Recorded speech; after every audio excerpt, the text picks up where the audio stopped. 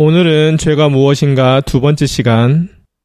사람들은 죄로 인해 하나님의 영광에 이르지 못합니다. 하나님과의 영적인 관계가 단절되어 있지요. 사람들은 죄로 인해 마귀의 지배를 받게 살게 되고 하나님의 벌을 받아 죽게 됩니다. 물론 그리스도인들은 죄의 문제를 해결을 받았기 때문에 하나님의 영광에 이를 수 있고 하나님과의 영적인 관계가 회복되었으며 마귀의 지배를 받지 아니하고 하나님의 통치를 받고 더 나아가 하나님의 칭찬과 은혜를 받아 누리며 살게 됩니다. 사람들은 자신의 죄의 문제를 스스로 해결할 수 없다는 사실을 알아야 됩니다. 그래서 하나님의 은혜로만 예수 그리스도를 믿어 구원을 받을 수 있다라는 사실들을 꼭 명심하시고 저와 여러분들 주변에 예수 그리스도를 믿지 않는 사람들이 있다면 복음을 전하여 그들도 예수 그리스도를 믿고 구원받는 역사가 일어나기를 소망합니다. 사실 그리스도인들은 죄를 짓지 않기 위해 하나님께서 성경을 통해 가르쳐 주신 하라는 말씀과 하지 말라는 말씀을 잘 지켜야 합니다. 그뿐만 아니라 그리스도인들은 죄를 짓지 않으려는 노력과 선을 행하려는 노력을 동시에 하며 살아야 됩니다. 사실 그리스도인이라고 죄를 짓지 않는 것은 아닙니다. 하지만 예수 그리스도를 믿기 전, 그리스도인이 되기 전 사람들이 짓는 죄와 예수 그리스도를 믿고 난 사람이 짓는 죄는 분명히 차이가 있습니다. 그리고 그 죄값에 대한 결과도 다릅니다. 그 사실을 아는 그리스도인들 모두가 선을 행하여 하나님을 기쁘시게 하는 모습이 되었으면 좋겠습니다. 그렇다면 첫 번째 질문, 이 세상에 태어난 사람들 중에 죄 없는 사람은 있을까요? 아니요.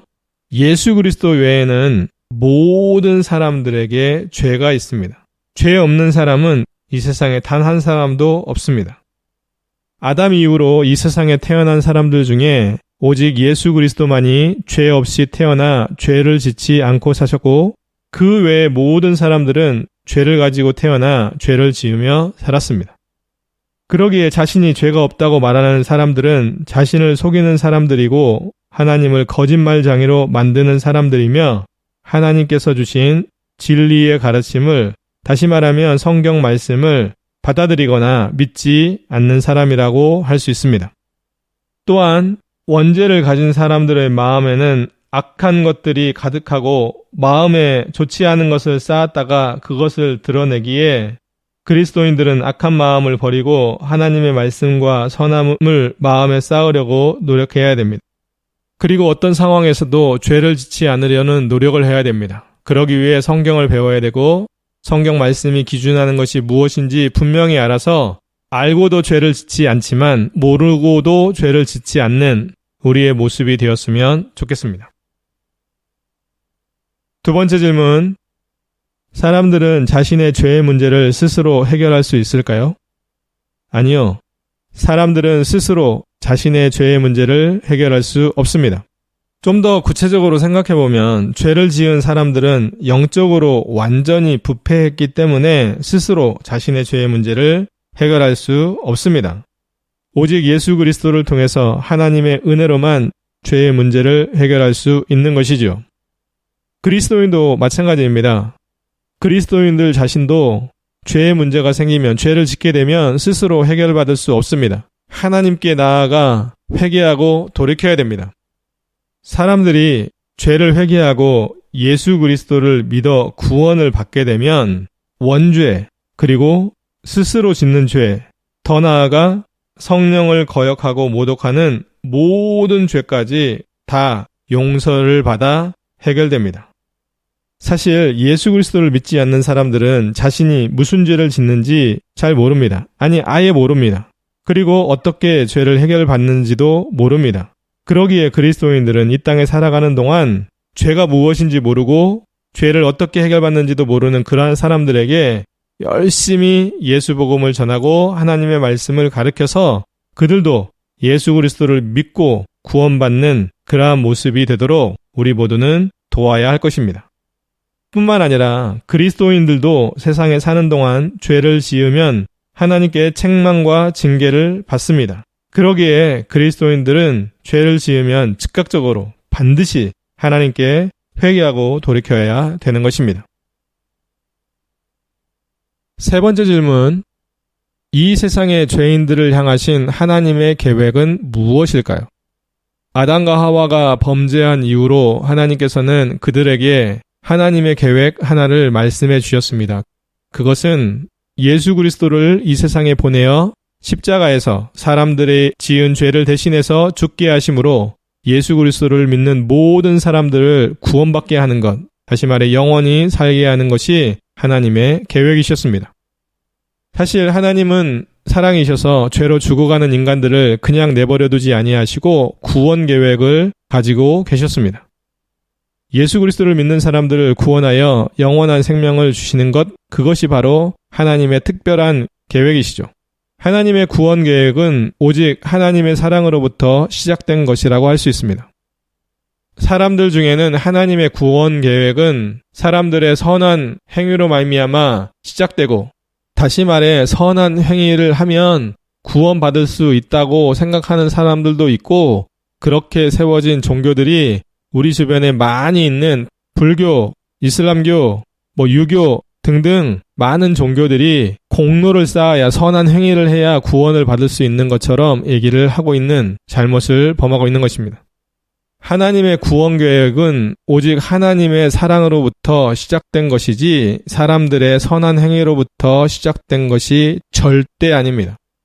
아담과 하와가 범죄한 이후, 죄를 짓고 타락한 이후에는 인간의 행위로는 절대로 구원받을 수 없습니다.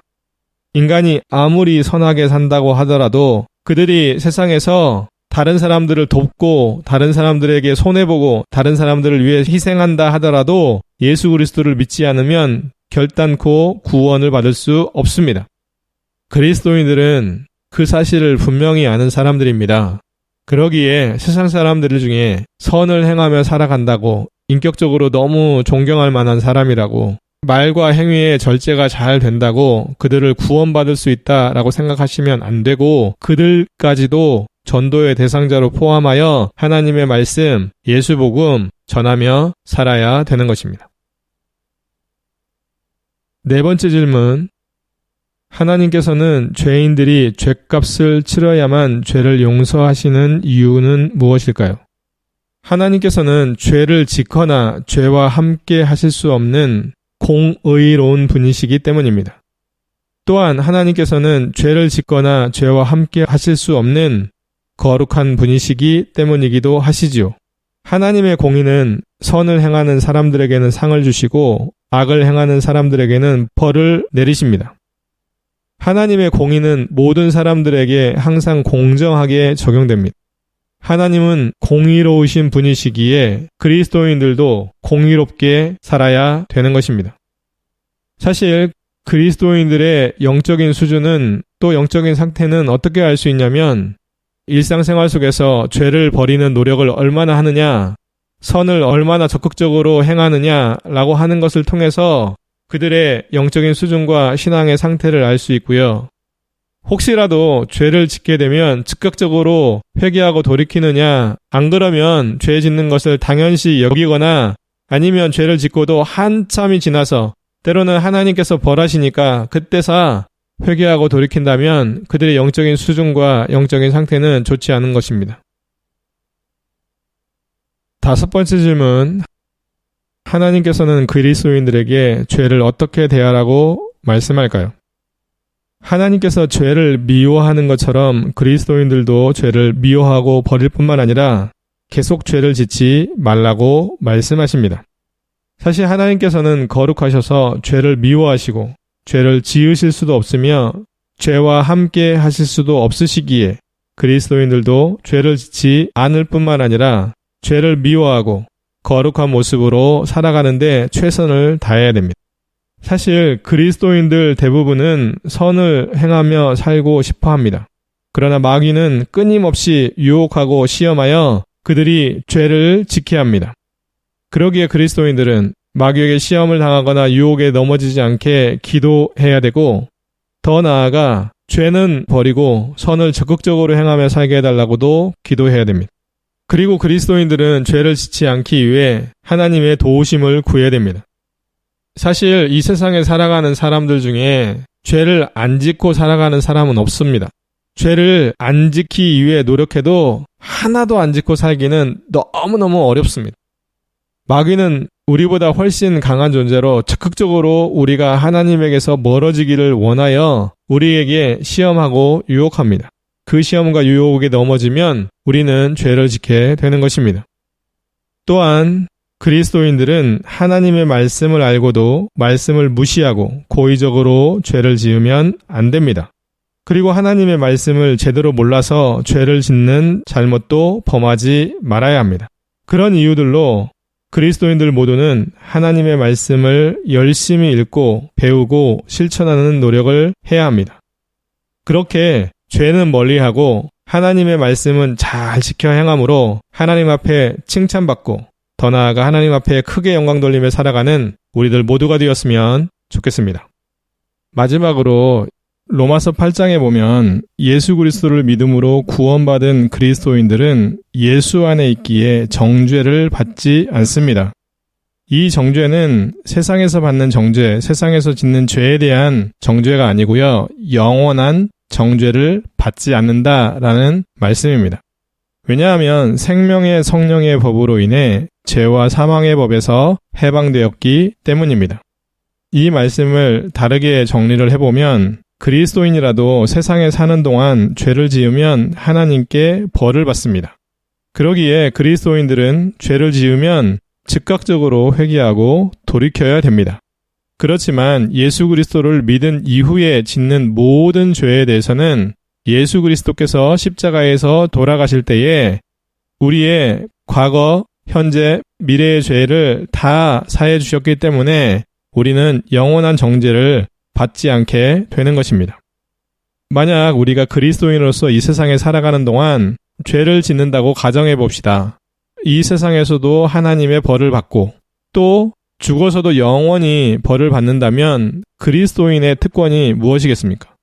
그리스도인들은 예수 그리스도로 말미암아 또 생명의 성령의 법으로 말미암아 영원한 정죄를 받지 않는 큰 특권을 누리는 사람들이라는 사실들을 꼭 기억하시고 그럼에도 불구하고 영원한 정죄를 받지 않기에 죄를 좀 지어도 되겠네 라고 하는 그러한 잘못된 생각을 버리고 우리는 그리스도인으로서 거룩하게 적극적으로 선을 행하는 삶을 살아야지 죄를 지으면 또 죄를 좋아하면 또 죄를 몰라서 짓고 살아가는 그러한 우를 범하면 안 되는 것입니다.